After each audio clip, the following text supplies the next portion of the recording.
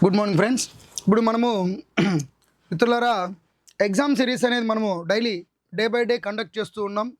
ఈ exam series అనేవి ఏవైతే ఉన్నాయో మన శ్రీ గాయత్రి తెలుగు అకాడమీ తరపు నుంచి ఆన్లైన్లో 6 నెలల పాటు ఈ ఎగ్జామ్స్ అనేవి నడుస్తూ ఉంటాయి. Day by day every topic మనం సిలబస్ అనేది ముందుగా ఇచ్చి దాని మీద అత్యంత ప్రామాణికంగా మనం ఎగ్జామ్స్లో బిట్స్ మనకి జేఎల్లో కానీ డిఎల్లో కానీ యూజీసీ నెట్ జేఆర్ఎఫ్లో కానీ ఏ రకంగా అడగడానికి అవకాశం ఉందో కొంచెం వీలైనంత లోతుగా అధ్యయనం చేసి దాదాపు 20 ఇయర్స్ ఎక్స్పీరియన్స్తో మనకున్న టీచింగ్ ఎక్స్పీరియన్స్తో ఈ ప్రశ్న పత్రాలు అనేవి రూపొందించడం జరుగుతుంది. మిత్రులారా, ఎవరైనా ఈ సువర్ణ అవకాశం ఖచ్చితంగా ఉపయోగించుకోండి.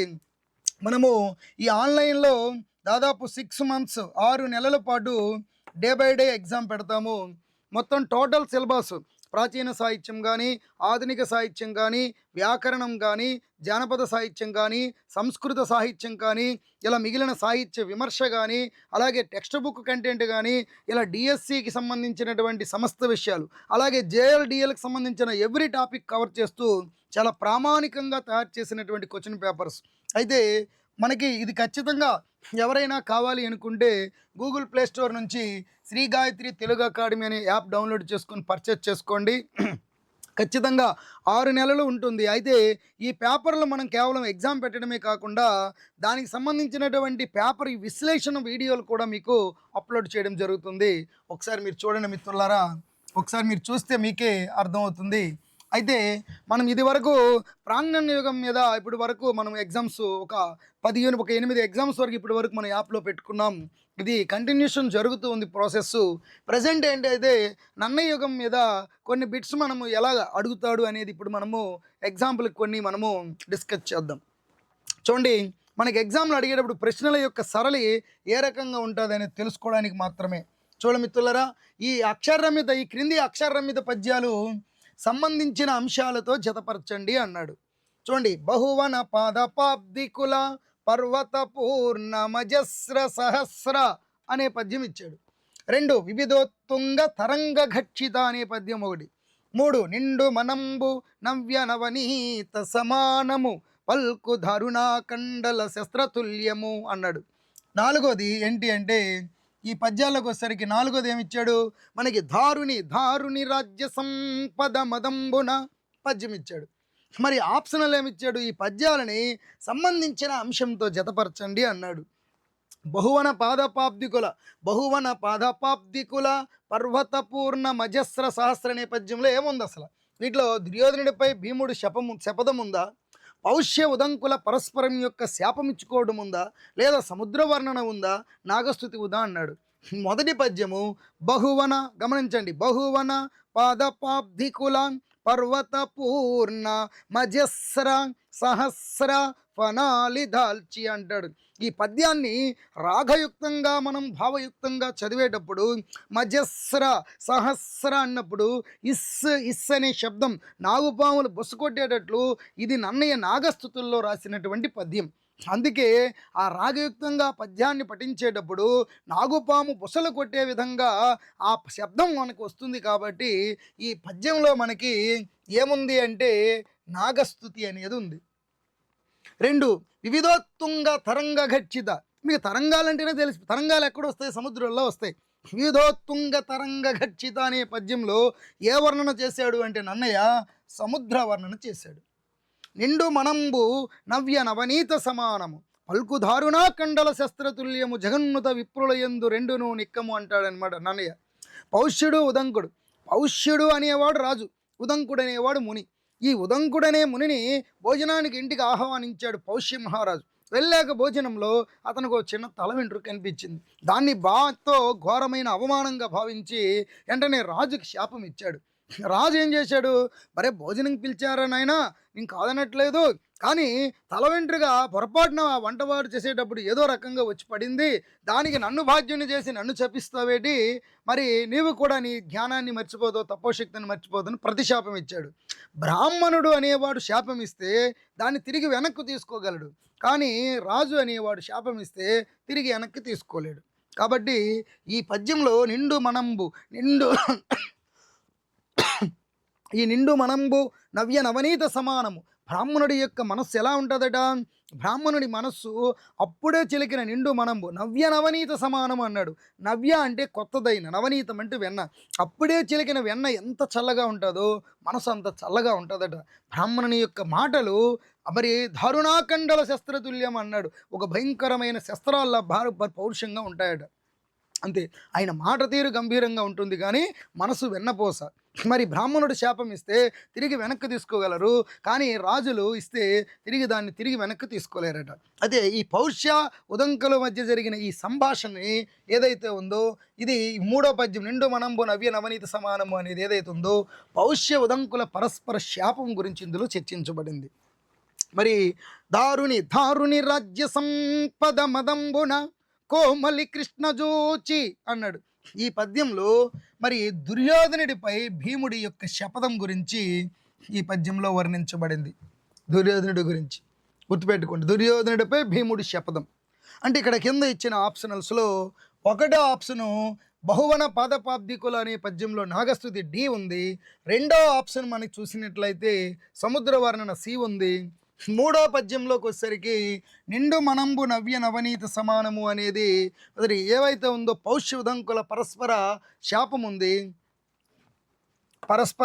ఉంది. దీని తర్వాత చూస్తే దారుని రాజ్య సంపద మదంబున దుర్యోధనుడి మీద ఏముంది అంటే భీముడి శపథం ఉంది. అంటే ఇక్కడ ఇచ్చిన ఆప్షనల్ కరెక్ట్గా చూసుకొని మీరు చూస్ చేసుకొని పెట్టుకోవాలి. మీకు ఆప్షనల్ తెలియని వాళ్ళు తెలుసుకుంటారని ఇక్కడ ఇవ్వడం జరిగింది, గుర్తుపెట్టుకోవాలి. చూడాలి, నన్నయ్య భారతంలో అత్యధికంగా వాడినటువంటి ఛందస్సులేంటి అన్నాడు. ఈ భారతంలో వాడిన ఛందస్సులు సరిగా గుర్తించండి అన్నాడు. చూడండి, కంద పద్యాలు, శేష పద్యాలు, చెంపకమాలలు, మధ్యాక్కరలు. నన్నయ్య భారతంలో చాలామంది అపోహపడుతున్నారు, భారతంలో నన్నయ్య ఎక్కువ కంద పద్యాలే వాడాడు, మధ్యాక్కర్లు కాదు. చాలా పుస్తకాల్లో బయట మధ్యాక్కర్లను ఇచ్చారు. అందుకు ప్రామాణిక గ్రంథాలు చదవండి. బయట పుస్తకాలు ఏవైనా చదివి అందులో ఏమైనా తప్పు ఉంటే కొంచెం తెలిసిన వారిని అడిగి తెలుసుకోండి, ఏదైనా పొరపాటు పడి ఉండొచ్చు. కాబట్టి నన్నయ్య భారతంలో వాడిన ఛందస్సులు చూస్తే చూడండి, కంద పద్యాలు ఎన్ని వాడాడు? దాదాపు నన్నయ్య భారతంలో 1219 కంద పద్యాలు వాడాడు.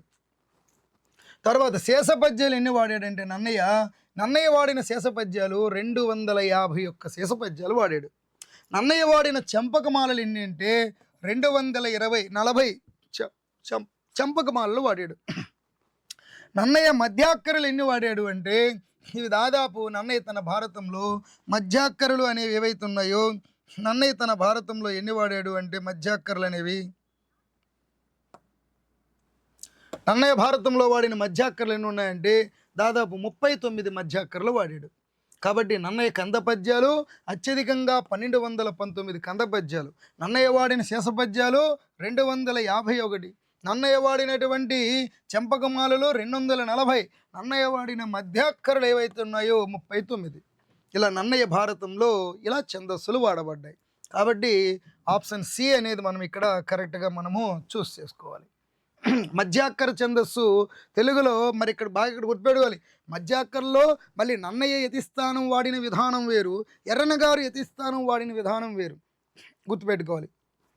మధ్యాక్కర పద్యాల్ని ఆధునిక కాలంలో విశ్వనాథ సత్యనారాయణ గారు విరివిగా ప్రయోగించారు. విశ్వనాథ మధ్యాక్కరులు అనే గ్రంథం రాసి ఏకంగా కేంద్ర సాహిత్య అకాడమీ అవార్డు కూడా పొందడం అనేది జరిగింది, గుర్తుపెట్టుకోవాలి. దీని తర్వాత మిత్రులారా, నెక్స్ట్ నన్నయ్య అనువాద విధానాలు మరి సంబంధించినటువంటి ఘట్టాలతో జతపరచండి అన్నాం. చూడండి, అనువాదం చేసేటప్పుడు యథామూలకత, అన్యథా ప్రకల్పనము, మూల సంక్షేపణము, మూల విస్తారము, మూల పరిహరణము, ఇవన్నీ నన్నయ్య అనువాద విధానాలు. భావంబు ఉపలక్షించియు, శబ్దంబు ఆచరించియు, ఔచిత్యంబు పాటించి, అనౌచిత్యంబు పరిహసించి అనువాదం చేసిన వాడు శ్రీనాథుడు. ఇలా ఒక్కొక్కరి కవికి కొన్ని అనువాదాలు చేసేటప్పుడు కవులకి కొన్ని పద్ధతులు ఉన్నాయి. నన్నయ్య అనువాదం ఏంటి? కొన్ని పద్ధతులు పాటించాడు. శ్రీనాథుడు ఈ యథామూలకత, అన్యథా ప్రకల్పనం, మూల సంక్షేపణం, మూల పరిహరణము అనేవి నన్నయ్య అనువాద విధానాలైతే, భావంబు ఉపలక్షించియు, శబ్దంబు ఆచరించియు, ఔచిత్యంబు పాటించియు, అనౌచిత్యంబు పరిహసించియు. మరి ఈ అనువాదం చేసిన వ్యక్తి ఎవరు అంటే శ్రీనాథుడు. ఈ శ్రీనాథుడి అనువాద విధానాలు నైషధాంధ్రీకరణంలో మనకి ఆ శృంగార నైషధం ఆంధ్రీకరించినప్పుడు అందులో ఈ అనువాద విధానాలు శ్రీనాథుడు పాటించాడు. నన్నయ భారతంలో యథామూలకత, అన్యథా ప్రకల్పనము, మూల సంక్షేపణము, మూల పరిహరణం అని ఇచ్చాడు. మరి దీనికి సంబంధించి నన్నయ్య గారు ఏవైతే ఉన్నాయో వీటికి సంబంధించిన అంశాలతో గారి జతపరచండి అన్నాడు. చూడండి, ఉదంకుని సహపాఠకుల విద్యాభ్యాసము నన్నయ్య అనువాదాల్లో దేనికి చెందుతుంది? బృహస్పతి దీర్ఘతమునిని శపించడము నన్నయ్య అనువాదాల్లో దేనికి చెందుతుంది? మరి ఋష్యశృంగిని కథ, శిబి చక్రవర్తి కథ అనువాదాల్లో దేనికి చెందుతుంది? మాంసాహార స్థానంలో శాకాహారం ప్రవేశపెట్టడం అనువాద విధానంలో దేనికి చెందుతుంది? చూడండి, యథామూలకత అనేది ఇది ఇక్కడ మనం చూస్తే ఋష్యశృంగుని కథ ఒకటి, శిబి చక్రవర్తి కథ యథామూలకతకి ఎగ్జాంపుల్గా మనం చెప్పొచ్చు. మూలంలో ఉన్నట్లు పాటించాడు. అన్యథా ప్రకల్పనము అనేది ఏంటది? అన్యథా ప్రకల్పనం అనేది మాంసాహారం ఏదైతే ఉందో ప్రకల్పనం అంటే అవసరం కొన్ని మార్పులు చేశాడు. మాంసాహార స్థానంలో ఇక్కడ శాకాహారం పెట్టాడు. 3 మూల సంక్షేపణం అంటే మూలంలో విస్తారంగా ఉన్నది తగ్గించాడు అనమాట. మూల సంక్షేపణానికి ఉదాహరణ ఏంటి అంటే బృహస్పతి దీర్ఘతముని శపించడము మూల సంక్షేపానికి ఉదాహరణగా చెప్పుకోవచ్చు. మూల పరిహరణము అంటే మూలంలో ఉన్నది పూర్తిగా తీసేసాడు అనమాట, పరిహసించాడు. అంటే మూల పరిహరణానికి ఉదంకుని సహపాఠకుల విద్యాభ్యాసము. చూడాలి, యథామూలకతకి అంటే ఋష్యశృంగిని కథ, శిబి చక్రవర్తి కథ బెస్ట్ ఎగ్జాంపుల్. అన్యథా ప్రకల్పనానికి మాంసాహార స్థానంలో శాకాహారం ప్రవేశపెట్టడం ఎగ్జాంపుల్గా చెప్పుకోవచ్చు. మూల సంక్షేపంకి బృహస్పతి దీర్ఘతముని శపించడం ఉదాహరణగా చెప్పుకోవచ్చు.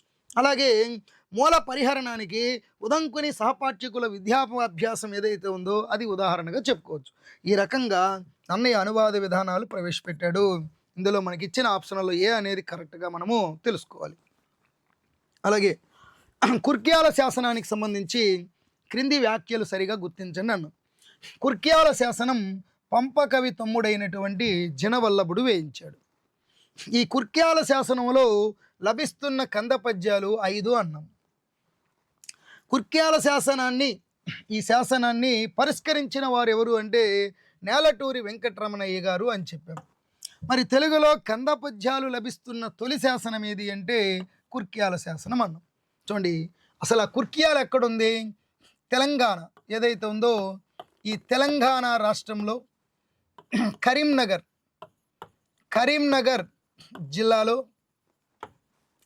జిల్లాలో గంగాధర అనే మండలంలో కుర్క్యాల గ్రామం ఉంది. కరీంనగర్ జిల్లాలో కుర్క్యాల గ్రామం.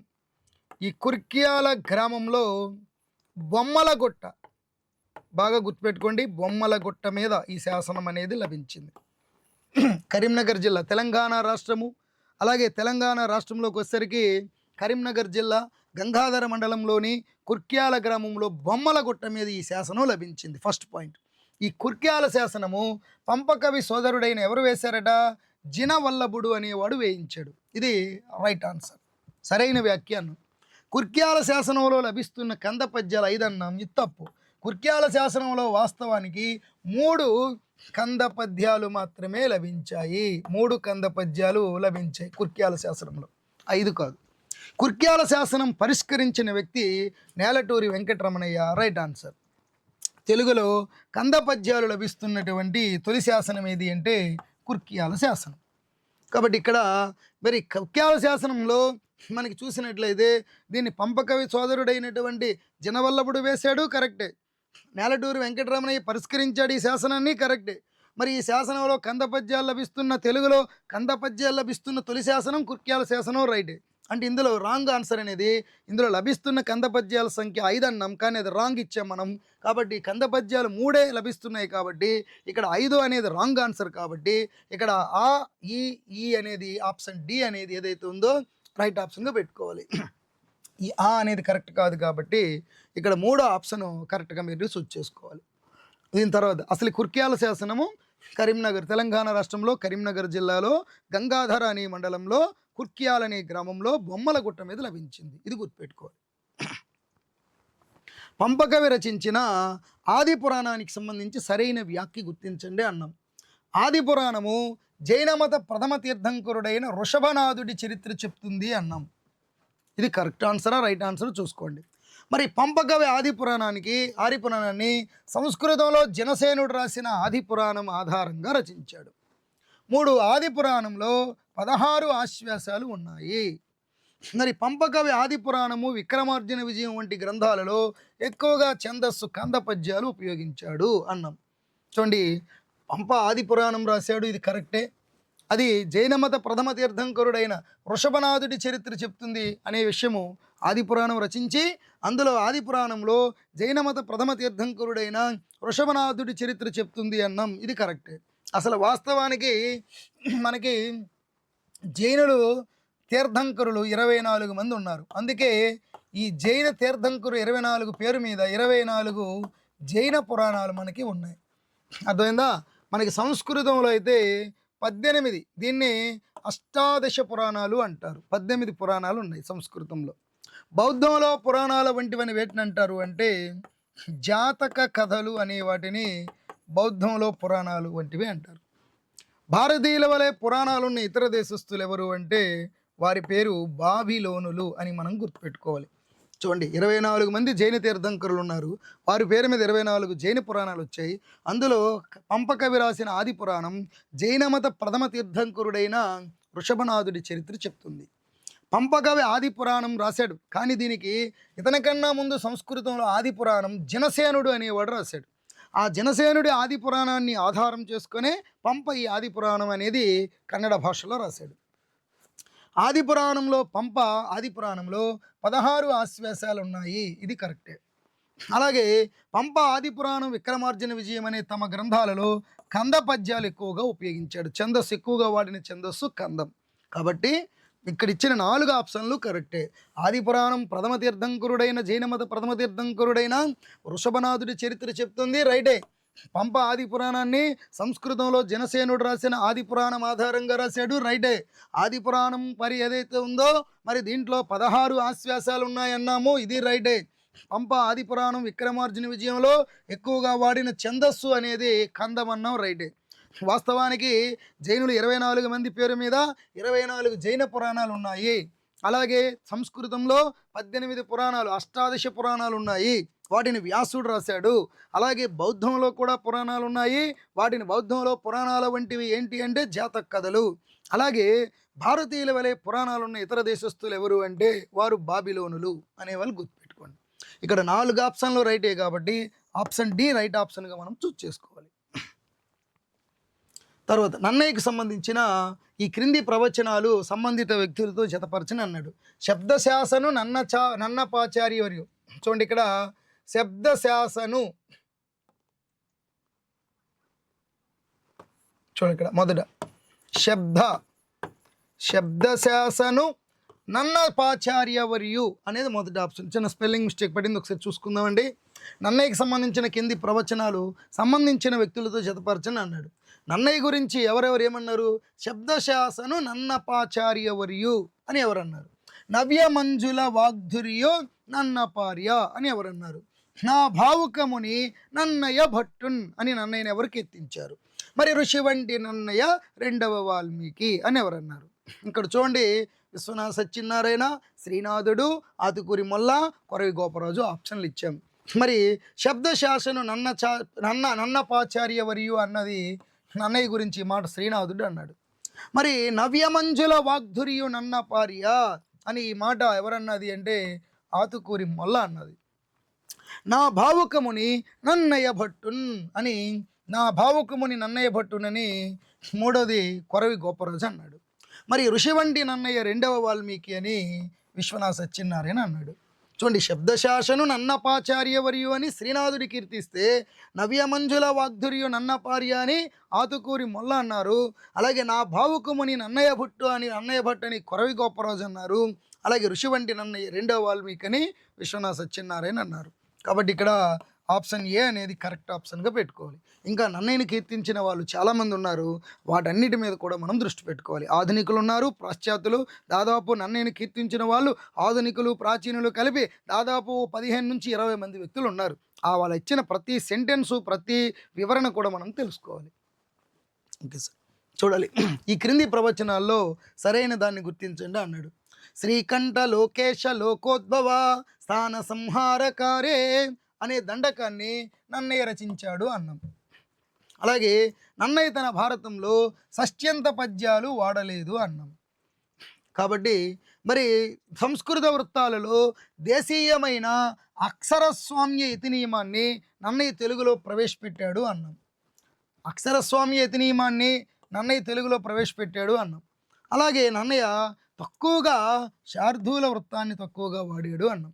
అంటే నన్నయ్య చూడండి, శ్రీకంఠ లోకేశ లోకోద్భవ స్థాన సంహారకారే, ఇందులో ఈ దండకం నన్నయ్య రచించాడు. ఇది ఖచ్చితంగా యథార్థమైన విషయం రాశాడు కాబట్టి ఈ దండకం నన్నయ్య రాశాడు కాబట్టి ఇది రైట్ ఆన్సర్. అలాగే నన్నయ్య తన భారతంలో అసలు షష్ట్యంత పద్యాలే రాయలేదు, ఇది కూడా యథార్థమే కాబట్టి ఇది కూడా రైట్. నన్నయ్య తెలుగులో సంస్కృతంలోని ఉన్నటువంటి సంస్కృత వృత్తాలలో దేశీయమైన అక్షరస్వామ్య యతి నియమాన్ని నన్నయ్య తెలుగులో ప్రవేశపెట్టాడు అన్నాం. ఇది కూడా రైటే కాబట్టి రైట్ ఆన్సర్గా పెట్టుకోవాలి. నన్నయ్య ఎక్కువ వాడిన ఛందస్సు శార్దూలము, సంస్కృత వృత్తాలలో అతి తక్కువగా శార్దూల వృత్తాన్ని నన్నయ్య వాడాడు, ఇది కరెక్టే. కాబట్టి ఇక్కడ ఇచ్చిన శ్రీకంఠ లోకేశ లోకోద్భవ స్థాన సంహారకారే అనే దండకం నన్నయ్య రాశాడు, రైటే. నన్నయ్య భారతంలో షష్ట్యంత పద్యాలు వాడలేదనే విషయము రైటే. నన్నయ్య అక్షరస్వామి యతి నియమం తెలుగులో ప్రవేశపెట్టాడు, రైటే. సంస్కృత వృత్తాలలో శార్దూల వృత్తం తక్కువగా వాడాడు, రైటే. కాబట్టి 4 కరెక్టే కాబట్టి ఆప్షన్ డి అనేది రైట్ ఆప్షన్గా మీరు తీసుకోవాలి. నన్నయ్య కావ్య రచనకు సంబంధించి క్రింది వానిలో సరికాని వ్యాఖ్య ఏది అన్నాడు. నన్నయ్య కావ్యాన్ని శ్రీకారంతో ప్రారంభించాడు. శ్రీవాణి గిరిజాశ్చిరాయ దదతో వక్షో ముఖాంగేషు ఏ లోకానాం విధి మావహంచ విహితాం అని నన్నయ్య కావ్యం శ్రీకారంతో ప్రారంభించాడు. అలాగే ఖంద పద్యాలు ఎక్కువగా ఉపయోగించాడు, ఇది 2వ పాయింట్. అవతారికలో షష్ట్యంతాలు ఉపయోగించాడు, 3వ పాయింట్. 4 స్వేచ్ఛానువాదం విషయంలో తరువాత తెలుగు కవులకు మార్గదర్శకుడు అన్నాం. మరి స్వేచ్ఛానువాదం విషయంలో తరువాత తెలుగు కవులకు మార్గదర్శకుడు రైట్. అంటే నన్నయ్య పైన చూద్దాం, నన్నయ్య కావ్యాన్ని శ్రీకారంతో రాశాడు అనే విషయం ఏదైతే ఉందో ఇది రైట్ ఆప్షన్. అలాగే ఖంద పద్యాలు ఎక్కువ ఉపయోగించాడు, ఇది కూడా రైట్ ఆప్షన్. షష్ట్యంత పద్యాలు వాడాడు అవతారికలు అన్నాము, ఇది తప్పు. అలాగే స్వేచ్ఛానువాదము విషయంలో తరువాత తెలుగు కవులకు మార్గదర్శకుడు అన్నాము, రైట్. అంటే ఇందులో ఈ అనే ఆప్షన్ ఏదైతే ఉందో అది సరికాదు, తప్పు. కాబట్టి అసలు షష్ట్యంత పద్యాల అవతారికలు నన్నయ్య వాడలేదు కాబట్టి ఇక్కడ సరైన ఆప్షన్గా ఈ సరికాదు అనేది సరైన ఆప్షన్గా పెట్టుకోవాలి. ఈ క్రింది గ్రంథాలు సంబంధిత రచయితలతో జతపరచండి అన్నాం. చూడండి, ఆంధ్ర మహాభారతము ఛందశిల్పము ఎవరు రాశారు? ఆంధ్ర మహాభారతం మానవ స్వభావ చిత్రణ, మహాభారతం మానవ స్వభావ చిత్రణ, ఆంధ్ర అవసరం లేదు ఇక్కడ. మహాభారతము మానవ స్వభావ చిత్రణ అనే గ్రంథం ఎవరు రాశారు? ఆంధ్ర మహాభారతంలో అలంకార సమీక్ష అనే గ్రంథం ఎవరు రాశారు? ఆంధ్ర మహాభారతంలో రసపోషణ అనే గ్రంథం ఎవరు రాశారు? చూడండి, ఆంధ్ర మహాభారతం ఛందశిల్పం, మహాభారతం మానవ స్వభావ చిత్రణ, మహాభారతం ఆంధ్ర మహాభారతంలో అలంకార సమీక్ష, ఆంధ్ర మహాభారతంలో రసపోషణ. చూడండి, ఎల్లూరి శివారెడ్డి, ఎస్ లక్ష్మీ నరసింహారావు, పాటిబండ మాధవ శర్మ, అప్పజోడు వెంకట సుబ్బయ్య ఇచ్చాం. ఆంధ్ర మహాభారతంలో ఛందశిల్పం మీద పాటిబండ మాధవ శర్మ గారు పరిశోధన చేశారు. మహాభారతం మానవ స్వభావ చిత్రణ మీద ఎవరు పరిశోధన చేశారు అంటే ఇది డాక్టర్ అప్పజోడు వెంకట సుబ్బయ్య గారు పరిశోధన చేశారు ఆ గ్రంథం. ఆంధ్ర మహాభారతంలో రసపోషణ ఏదైతే ఉందో చూడాలి, ఈ ఆంధ్ర మహాభారతము అలంకార సమీక్ష ఏదైతే ఉందో ఈ అలంకార సమీక్ష మీద ఎస్ లక్ష్మీ నరసింహారావు గారు గ్రంథం రాశారు. ఆంధ్ర మహాభారతంలో రసపోషణ మీద ఎల్లూరి శివారెడ్డి పరిశోధన చేశారు. ఆంధ్ర మహాభారతము ఛందశిల్పం అనే పరిశోధన గ్రంథం పాటిబండ మాధవ శర్మ, మహాభారతం మానవ స్వభావ చిత్రణ డాక్టర్ అప్పజోడు వెంకట సుబ్బయ్య, మహాభారతంలో అలంకార సమీక్ష మీద ఎస్ లక్ష్మీ నరసింహారావు పరిశోధన చేశారు. ఆంధ్ర మహాభారతంలో రసపోషణ మీద ఎల్లూరి శివారెడ్డి పరిశోధన చేశారు. కాబట్టి ఆప్షన్ బి అనేది రైట్ ఆప్షన్గా మనం తీసుకోవాలి. అలాగే నన్నయ్య తన భారతంలో అత్యధికంగా వాడినటువంటి ఛందస్సులు వరుసగా గుర్తించండి అన్నాం. శేషము, కందము, ఆటవెల్ది, చంపకమాల. కందము, చంపకమాల, శేషము, ఆటవెల్ది. చంపకమాల, కందము, ఆటవెల్ది, శేషం. అలాగే కందము, శేషము, చెంపకమాల, ఆటవెల్దన్నం. అత్యధికంగా వాడిన ఛందస్సులు కందం ఎక్కువ వాడాడు 1200 పైన, శేషపద్యాలు ఒక 254 పైన, చెంపకమాల ఒక 240 దగ్గర, ఆటవేలదులు కూడా వాడాడు. అంటే ఎక్కువగా వాడినటువంటి ఛందస్సులు వరుస క్రమం గుర్తిస్తే మొదట కందం ఉంటుంది, తరువాత శేషం రెండో స్థానం, ఎక్కువ వాడిన ఛందస్సుల్లో 3 చెంపకమాల, 4 ఆటవేలది. ఇలా వరుస క్రమం ఇచ్చాం. మరి ఇక్కడ ఇందులో మనకి ఈ వరుస క్రమం ఇచ్చి ఎక్కువ వాడింది వరుస క్రమంలో పెట్టినాడు. ఇది సరైన ఆప్షన్ డీగా మనం ఈ కరెక్ట్ కాబట్టి డి ఆప్షన్ పెట్టుకోవాలి.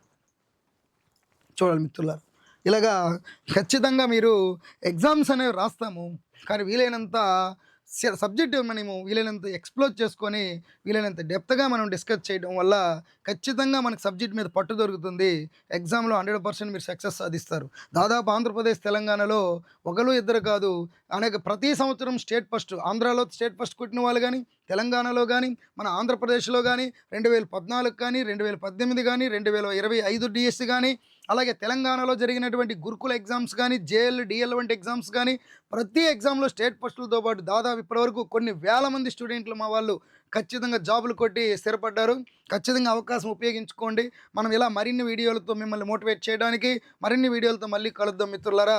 ఖచ్చితంగా Shri Gayatri Telugu academy app download చేసుకొని ఎగ్జామ్ సిరీస్లో జాయిన్ అవ్వండి. ఎగ్జామ్స్ అందరిలా కాకుండా, అంటే మనం ఏదో ఎగ్జామ్ పెట్టామని మామ మాత్రం ఎగ్జామ్ కాకుండా విషయ పరిజ్ఞానంతో కూడిన ఎగ్జామ్స్ అనేది మీకు అందించాలనేది మా ఉద్దేశము. ఎవరిని తప్పు పడతలేదు కాబట్టి ఆ ప్రయత్నం మనం చేస్తాం. మీ సహకారం కూడా కావాలి. దయచేసి అందరూ కూడా ఫాలో అయ్యి Shri Gayatri Telugu academy app download చేసుకొని ఎగ్జామ్స్ రాయండి. ఖచ్చితంగా మీరు సక్సెస్ అవుతారు. ఈ ఎగ్జామ్స్ అనేవి నాట్ ఓన్లీ తెలుగు సబ్జెక్టు, తెలుగుతో పాటు మిగిలినటువంటి డిఎస్సిలో ఉండే మెథడాలజీ, సైకాలజీ, పర్స్పెక్టివ్ ఎగ్జామ్స్ కూడా పెట్టడం జరుగుతుంది. అక్టోబర్ వరకు డిఎస్సి మనకు రాదు కాబట్టి అప్పటి వరకు ఖచ్చితంగా మనకి ఎప్పుడో అక్టోబర్ నోటిఫికేషన్ ఇస్తే డిసెంబర్ వరకు అది ఎగ్జామ్ అయ్యే పరిస్థితి కనిపిస్తలేదు. ఖచ్చితంగా ఒక 45 days 2 months ఇస్తాడు కాబట్టి నవంబర్, డిసెంబర్కి వెళ్ళిపోద్ది ఎగ్జామ్ డేటు. డిసెంబరు లేదా జనవరి ఇస్తాడు. ఈలోగా మీరు సబ్జెక్ట్ మీద పట్టు సంపాదించి బాగా ప్రిపేర్ అయ్యి ఉంటే ఖచ్చితంగా అది మనకి లైఫ్లో ఖచ్చితంగా ఉపయోగపడుతుంది. Thank you sir.